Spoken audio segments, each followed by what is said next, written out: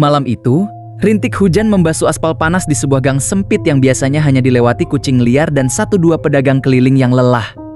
Namun, pemandangan di depan kedai nasi goreng milik Pak Damar sungguh di luar nalar. Deretan mobil mewah terparkir berjejer, memaksa penghuni gang merapat ke dinding jika ingin lewat. Orang-orang berdiri mematung di bawah payung, mengantri dengan tatapan kosong. Seolah-olah aroma masakan yang menguar dari wajan Pak Damar adalah satu-satunya alasan mereka masih bernapas. Padahal, jika diperhatikan dengan saksama, ada yang janggal dengan aroma itu. Wanginya memang menggugah selera, namun ada semburat bau amis yang samar, mirip bau tanah basah yang baru digali, yang tertinggal di ujung hidung. Pak Damar sendiri tampak berbeda. Pria yang dulunya kurus dengan raut wajah penuh beban itu, kini tampak lebih berisi, namun kulitnya pucat pasi seperti kertas lama yang lembab. Matanya yang cekung tidak pernah menatap langsung ke arah pembeli. Ia hanya fokus pada wajan besar di depannya dengan gerakan yang mekanis, hampir seperti sebuah boneka yang digerakkan oleh utas tali yang tak terlihat. Di sudut dapur yang remang-remang, terdapat sebuah pintu kecil berbahan kayu jati tua yang selalu digembok dari luar. Pintu itu tidak pernah dibuka saat ada orang lain di sana. Namun, para tetangga sering mendengar suara garukan halus dari balik pintu tersebut. Seolah ada sesuatu yang memiliki kuku panjang sedang mencoba keluar atau sekadar menandai wilayahnya. Setiap kali suara garukan itu terdengar, Pak Damar akan mempercepat gerakannya meracik bumbu, dan seketika itu pula, antrean pelanggan di depan warungnya semakin memanjang secara misterius. Perubahan kekayaan Pak Damar terjadi begitu cepat, seolah-olah nasib baik jatuh dari langit dalam semalam. Dari seorang pria yang sering menunggak uang kontrakan, kini ia mengenakan jam tangan emas yang berkilau di bawah lampu neon warungnya yang berkedip-kedip. Namun, emas itu tidak mampu menutupi aura kegelapan yang mulai menyelimuti rumahnya. Istrinya, Bu Rahmi, seringkali terbangun di tengah malam karena merasa ada hawa dingin yang menusuk tulang melintasi kamar tidur mereka, menuju ke arah dapur. Pernah suatu ketika, seorang pelanggan secara tidak sengaja menjatuhkan sendoknya ke arah celah di bawah meja saji. Saat ia membungkuk untuk mengambilnya, ia terkesiap melihat sepasang kaki pucat yang tak beralas berdiri tepat di belakang Pak Damar yang sedang memasak. Kaki itu tidak menapak ke lantai, melainkan melayang beberapa sentimeter di atas ubin yang berminyak. Ketika pelanggan itu mendongak untuk melihat siapa pemilik kaki tersebut, ia hanya menemukan kekosongan.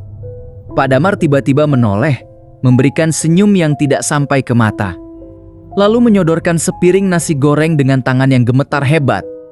Keanehan ini bukan lagi sekadar bumbu percakapan warga, melainkan sebuah ketakutan yang disembunyikan di balik rasa penasaran.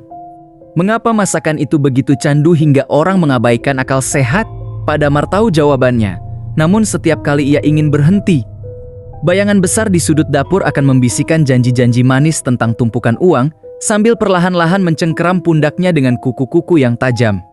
Ia telah terjebak dalam perjanjian yang tidak mengenal kata kembali, di mana setiap keping koin yang masuk ke kantongnya adalah bayaran sebagian kecil jiwanya yang perlahan membusuk. Suasana di gang itu semakin mencekam saat jam menunjukkan pukul 12 malam. Warung tetap buka, lampu neon semakin sering berkedip, dan angin kencang mulai meniup spanduk warung yang bertuliskan nama Pak Damar. Di balik keriuhan pembeli yang seolah tak kunjung habis, ada kesunyian yang mengerikan di hati Pak Damar. Ia sadar, kekayaan ini bukanlah miliknya sepenuhnya. Ada sosok lain yang sedang ikut menikmati setiap suap nasi yang dimakan oleh pelanggannya. Sosok yang tak terlihat namun selalu ada, menunggu saat yang tepat untuk menagih bunga dari pinjaman gaib yang telah ia ambil. Malam semakin larut, namun suasana di kediaman Pak Damar tidak menunjukkan tanda-tanda kehidupan yang wajar. Ketegangan menyelimuti setiap sudut ruangan, terutama saat jam dinding tua di ruang tengah berdenting 2 kali. Suara denting itu seolah menjadi komando bagi Pak Damar untuk bangkit dari tempat duduknya dengan gerakan kaku. Seakan ada benang tak kasat mata yang menarik persendiannya. Ia tidak menuju ke kamar untuk beristirahat, melainkan melangkah perlahan menuju dapur yang gelap gulita. Tempat di mana aroma bumbu nasi goreng bercampur dengan bau apa yang semakin menyengat. Langkah kakinya tidak bersuara, seolah ia berjalan di atas hamparan kapas. Pak Damar merogoh saku celananya, mengeluarkan seuntai kunci berkarat yang dingin. Dengan tangan yang sedikit gemetar, ia membuka gembok besar yang mengunci pintu kayu jati di sudut dapur. Begitu pintu terbuka, hawa dingin yang luar biasa menyeruak keluar. membawa serta aroma kemenyan yang pekat dan bau anyir yang membuat perut mual. Di dalam ruangan sempit tanpa jendela itu, hanya ada sebuah meja kayu kecil dengan sehelai kain hitam yang menutupi permukaannya. Di atas meja tersebut, Pak Damar meletakkan nampan berisi sesajian yang telah ia siapkan dengan sangat teliti sejak sore hari. Ada segelas air putih yang dicampur dengan bunga 7 rupa, serta sekerat daging mentah yang masih meneteskan darah segar. Pak Damar bersimpuh di lantai semen yang lembab, menundukkan kepalanya dalam-dalam hingga dahinya menyentuh lantai. Suasana seketika menjadi sangat sunyi, bahkan suara jangkrik di luar rumah pun tiba-tiba bungkam seolah takut mengganggu prosesi yang sedang berlangsung di dalam gudang itu. Tak lama kemudian, terdengar suara desisan halus dari sudut ruangan yang paling gelap. Desisan itu terdengar seperti bisikan ribuan ular yang saling bergesekan. Pak Damar tidak berani mendongak. Namun ia bisa merasakan kehadiran sesuatu yang besar dan berat sedang merayap turun dari langit-langit gudang. Bayangan hitam yang pekat, lebih gelap dari kegelapan malam itu sendiri, perlahan-lahan mewujud di hadapannya. Sosok itu memiliki tangan yang sangat panjang dengan kuku-kuku hitam yang melengkung tajam, yang kini perlahan menyentuh nampan sesajian tersebut. Suara kunyahan yang basah dan menjijikan mulai terdengar di dalam kesunyian gudang. Pak Damar memejamkan matanya rapat-rapat, sementara keringat dingin mengucur deras dari pelipisnya. Ia tahu bahwa setiap kali sosok itu menyantap sesaji, maka keesokan harinya warungnya akan semakin ramai, uang akan mengalir lebih deras, dan tumpukan rupiah di lemari besinya akan semakin tinggi. Namun, ia juga merasakan bagian dari dirinya mungkin nuraninya, atau mungkin sisa-sisa kedamaian batinnya sedang ikut dikunyah dan ditelan oleh makhluk tersebut. Di luar gudang, Bu Rahmi terbangun karena mendengar suara tawa kecil yang melengking dari arah dapur. Tawa itu bukan milik suaminya, melainkan suara yang terdengar sangat purba dan penuh kelicikan. Saat ia mencoba mendekat ke arah dapur, langkahnya terhenti oleh sebuah pemandangan yang membuat jantungnya seakan berhenti berdetak. Di bawah celah pintu gudang yang tertutup rapat, ia melihat cairan kental berwarna merah kehitaman merembes keluar perlahan, menggenangi ubin dapur yang bersih. Bu Rahmi ingin berteriak, namun suaranya tercekat di tenggorokan. Ia melihat bayangan suaminya dari balik celah itu, sedang berbicara dengan suara yang parau dan berat, memohon agar kekayaannya tidak pernah habis. Pak Damar tidak lagi meminta keberkahan, ia sedang melakukan transaksi dengan iblis. Ia menyadari bahwa kekayaan yang mereka miliki sekarang bukan lagi hasil dari peluh keringat, melainkan hasil dari perjanjian darah yang sewaktu-waktu bisa meminta bayaran yang jauh lebih berharga daripada sekadar nyawa hewan ternak. Keheningan kembali pecah saat angin kencang tiba-tiba menghantam jendela dapur, membuat kaca bergetar hebat. Pak Damar keluar dari gudang dengan wajah yang tampak 10 tahun lebih tua hanya dalam waktu 1 jam. Matanya terlihat kosong, tanpa binar kehidupan. Ia melewati istrinya begitu saja seolah Bu Rahmi adalah benda mati. Di tengah kegelapan dapur, Pak Damar bergumam pelan, sebuah kalimat yang membuat bulu kuduk siapapun yang mendengarnya meremang. Dia menginginkan lebih, Rahmi. Dia tidak lagi puas dengan apa yang kita berikan. Matahari pagi yang menyengat biasanya membawa semangat bagi para pedagang, namun bagi keluarga Pak Damar, cahaya itu terasa hambar dan menyakitkan mata. Rumah megah hasil renovasi kilat itu kini berdiri angkuh di ujung gang. Namun suasananya tak ubahnya sebuah makam yang dilapisi marmer mahal. Di dalam rumah, ketegangan terasa begitu pekat hingga bisa dirasakan oleh siapapun yang melangkah masuk.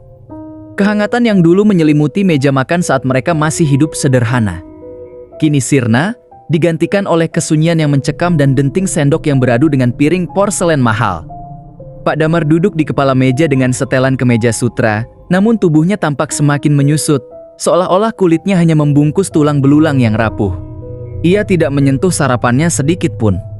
Matanya yang merah dan kurang tidur terus melirik ke arah jam dinding, menghitung detik demi detik menuju waktu warung dibuka. Di hadapannya kedua anaknya duduk terpaku, tidak berani bersuara apalagi bercanda seperti dulu. Mereka merasa asing dengan sosok ayah yang kini lebih sering terlihat bicara sendiri di sudut-sudut gelap rumah. Tuntutan dari sosok penunggu gudang itu mulai memasuki tahap yang mengkhawatirkan. Bukan lagi sekadar daging mentah atau bunga 7 rupa. Kini makhluk itu mulai menunjukkan tabiat yang haus akan energi kehidupan dari orang-orang terdekat Pak Damar. Anak sulungnya, seorang remaja yang dulunya berprestasi, mulai sering jatuh sakit tanpa sebab medis yang jelas. Tubuhnya mendadak panas tinggi setiap kali maghrib tiba. Dan ia sering mengigau melihat sosok bayangan hitam yang berdiri di ujung tempat tidurnya, memandangnya dengan mata merah yang menyala. Pak Damar tahu betul apa yang sedang terjadi. Di dalam gudang semalam, makhluk itu telah membisikkan sebuah tuntutan baru yang membuat jantungnya hampir berhenti berdetak. Sosok itu menginginkan persembahan yang lebih hidup, sesuatu yang memiliki ikatan batin dengan Pak Damar, kekayaan yang melimpah di rekening banknya terasa seperti beban timah yang sangat berat. Ia melihat tumpukan uang itu, namun yang ia lihat bukanlah kemakmuran, melainkan tumpukan penderitaan yang ia tukar dengan kesehatan anak-anaknya. Setiap kali ia mencoba untuk berhenti atau melewatkan satu malam tanpa sesaji, warungnya akan mendadak sepi secara drastis. Nasi goreng yang ia masak akan berubah menjadi basi dan berulat hanya dalam hitungan menit setelah disajikan. Teror mental ini membuat Pak Damar terjepit dalam lingkaran setan. Jika ia berhenti, ia akan jatuh miskin dan dihantui kemarahan makhluk itu. Jika Pak Damar lanjut, ia perlahan-lahan akan kehilangan keluarganya. Ketakutan akan kemiskinan ternyata jauh lebih besar daripada rasa cintanya pada kedamaian batin. Puncaknya terjadi ketika Bu Rahmi menemukan sebuah kotak kayu kecil di bawah kolong tempat tidur mereka. Saat dibuka, kotak itu berisi helaian rambut anggota keluarga mereka yang diikat dengan benang hitam dan bercak darah kering. Pak Damar yang memergoki istrinya langsung merebut kotak itu dengan kasar. Matanya yang biasanya lembut kini berkilat penuh kemarahan yang tidak wajar, sebuah amarah yang bukan berasal dari dirinya sendiri. Ia membentak istrinya dengan suara yang berat dan bergetar, memerintahkannya untuk tidak mencampuri urusan yang menghidupi keluarga mereka. Malam itu, hujan turun sangat lebat disertai petir yang menyambar-nyambar. Di tengah kegelapan ruang tengah, anak bungsunya berteriak histeris. Ia menunjuk ke arah langit-langit, di mana bayangan hitam besar sedang merayap perlahan, menjulurkan tangan panjangnya seolah ingin membelai kepala sang anak. Pak Damar hanya berdiri mematung di ambang pintu dapur. Air matanya mengalir, namun kakinya seolah tertanam di lantai, tidak mampu bergerak untuk menolong darah dagingnya sendiri. Ia menyadari sepenuhnya bahwa harta yang ia puja telah berubah menjadi penjara, yang kini mulai memangsa penghuninya satu persatu. Sanggupkah Pak Damar melihat keluarganya hancur demi tumpukan harta yang tak dibawa mati?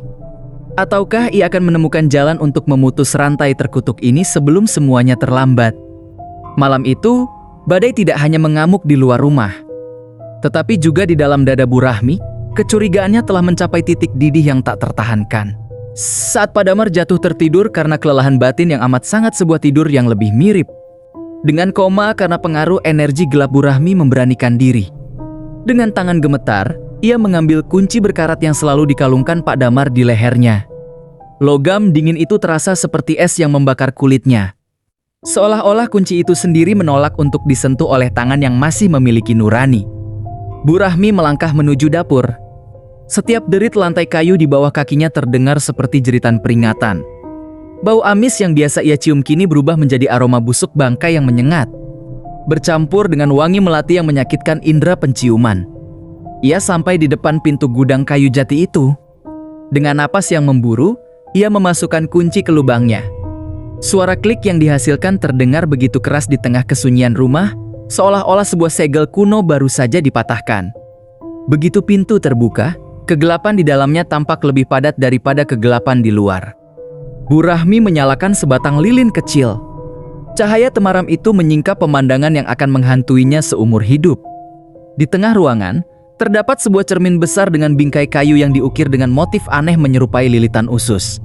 Di depan cermin itu, nampan sesaji yang diletakkan Pak Damar sore tadi telah kosong melompong, namun permukaannya tertutup oleh lendir hitam yang bergerak-gerak seperti makhluk hidup. Saat Bu Rahmi mendekat ke arah cermin, ia tidak melihat bayangannya sendiri. Di dalam kaca yang buram itu, ia melihat sosok Pak Damar yang sedang menangis darah. Sementara di belakang suaminya, berdiri makhluk tinggi besar dengan kulit yang mengelupas dan mata merah menyala yang menatap langsung ke arah Bu Rahmi. Jantungnya serasa berhenti berdetak saat makhluk itu perlahan menjulurkan tangan panjangnya keluar dari permukaan cermin yang tampak seperti riak air. Kuku-kuku hitamnya yang tajam hampir menyentuh ujung kerudung Bu Rahmi. Tiba-tiba ada suara tawa yang parau dan berat bergema di ruangan sempit itu.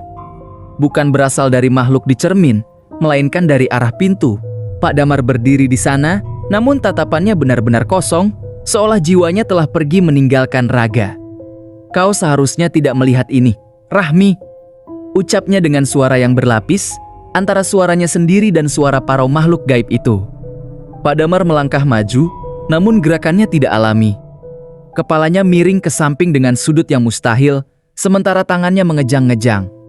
Bu Rahmi mundur ketakutan hingga punggungnya menabrak meja sesaji. Ia menyadari satu hal yang mengerikan, suaminya bukan lagi pemilik rumah ini. Pak Damar telah menjadi wadah, sebuah jembatan bagi makhluk itu untuk masuk ke dunia nyata melalui kerakusan akan harta. Rahasia besar itu terbongkar sudah. Penglaris itu bukan hanya membantu dagangan, tetapi ia menghisap sisa-sisa kemanusiaan dari siapapun yang menikmati hasilnya. Pak Damar telah menukar cahaya matanya dengan emas, dan kini kegelapan menuntut seluruh rumah itu sebagai miliknya. Dalam keputusasaan, Bu Rahmi meraih sebuah naskah doa kecil yang selalu ia simpan di sakunya. Saat ia mulai menggumamkan doa dengan suara bergetar, bayangan di cermin itu menjerit melengking. Suara yang memecahkan kaca-kaca jendela di seluruh dapur.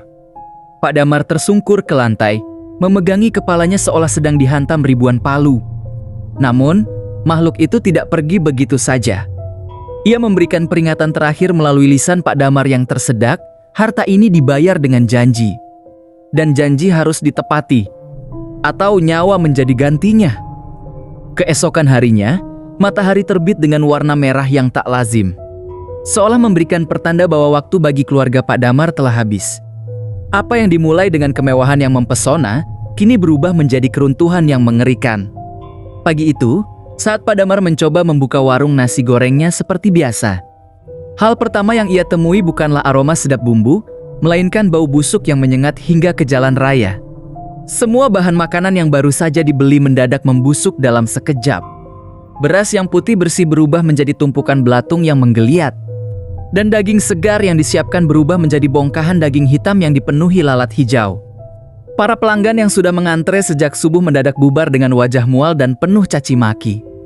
Kabar tentang warung Pak Damar yang berulat tersebar lebih cepat daripada berita kesuksesannya dulu.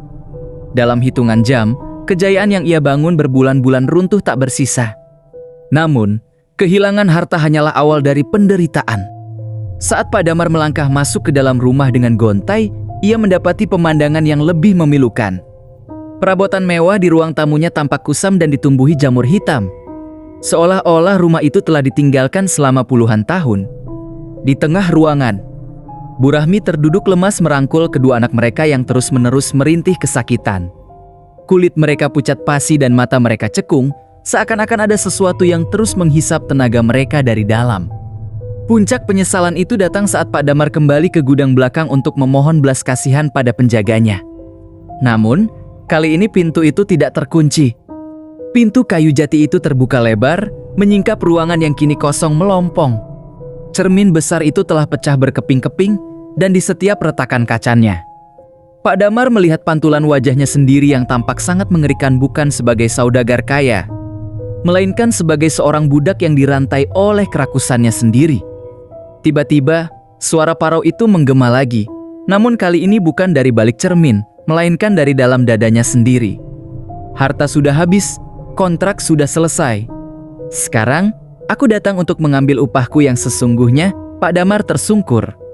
Ia merangkak menuju kaki istrinya, memohon ampun atas segala kebutaan matanya terhadap peringatan-peringatan Tuhan selama ini. Ia menyadari bahwa setiap rupiah yang ia kumpulkan adalah satu langkah lebih dekat menuju jurang kehancuran keluarganya. Malam itu, Pak Damar kehilangan segalanya. Rumah megahnya disita karena tumpukan hutang yang tiba-tiba muncul secara tidak masuk akal. Dan semua asetnya lenyap seperti debu yang ditiup angin. Ia berdiri di depan puing-puing hidupnya, hanya dengan pakaian yang melekat di badan. Ia menatap telapak tangannya yang kini kasar dan kotor. Menyadari bahwa ia telah menukar kebahagiaan abadi demi kenikmatan semu yang hanya bertahan sekejap mata. Di bawah langit malam yang pekat ia meraung. Sebuah teriakan penyesalan yang terlambat, sementara sosok hitam itu terlihat melambai dari kejauhan. Mencari mangsa baru yang sama rakusnya dengan Pak Damar. Setahun telah berlalu sejak badai besar itu menghancurkan segalanya. Kini, tidak ada lagi deretan mobil mewah atau aroma masakan yang menyihir orang-orang di gang sempit itu. Rumah megah Pak Damar telah beralih kepemilikan dan kini berdiri kosong. Seolah-olah tanahnya sendiri menolak untuk ditinggali setelah sekian lama dikotori oleh perjanjian gelap. Pak Damar, pria yang dulu dipuja karena kekayaannya yang instan, kini memulai harinya jauh sebelum fajar menyingsing, bukan untuk menyiapkan sesaji, melainkan untuk memikul beban sebagai kuli panggul di pasar induk. Wajahnya masih guratan lelah, namun ada sesuatu yang berbeda di matanya, sebuah ketenangan yang tidak pernah ia miliki saat masih bergelimang harta haram. Kulitnya yang dulu pucat pasi karena pengaruh energi negatif kini tampak lebih sehat terpapar matahari pagi. Ia tinggal di sebuah kontrakan kecil berdinding papan bersama Bu Rahmi dan anak-anaknya. Ruangannya sempit, panas, dan jauh dari kemewahan. Namun setiap kali mereka duduk melingkar di atas tikar pandan untuk makan nasi dengan lauk seadanya, tawa tulus yang dulu hilang kini terdengar kembali memenuhi ruangan. Pak Damar telah membuang semua sisa-sisa masa kelamnya.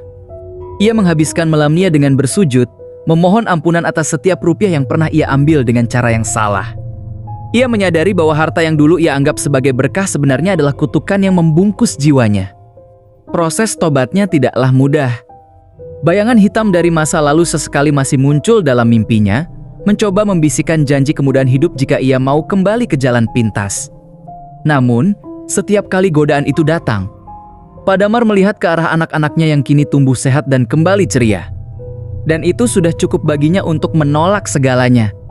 Suatu sore, seorang mantan pelanggannya yang dulu sangat setia lewat di depan tempat kerjanya dan bertanya mengapa ia memilih hidup susah seperti ini. Pak Damar hanya tersenyum tipis, sebuah senyum yang penuh dengan kebijaksanaan pahit.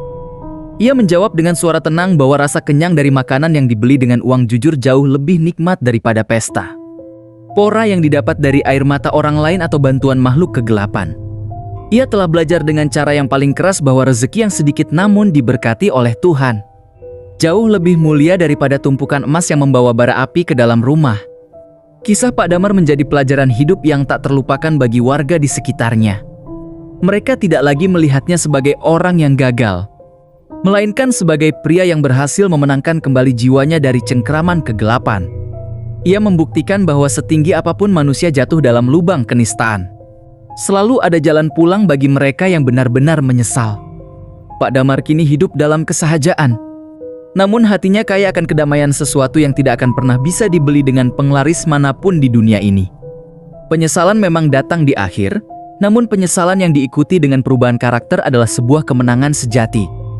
Di bawah langit senja yang damai, Pak Damar melangkah pulang dengan tangan kosong dari emas, namun dengan hati yang penuh dengan cahaya.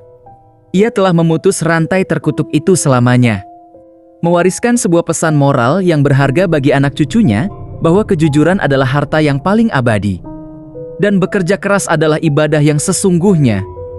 Pesan moralnya adalah, cerita ini mengingatkan kita bahwa setiap tindakan memiliki konsekuensi. Harta yang diperoleh dengan mengorbankan iman dan kemanusiaan hanya akan membawa kehampaan. Semoga kita selalu dilindungi dari keinginan untuk mengambil jalan pintas yang merugikan diri sendiri dan orang lain. Terima kasih.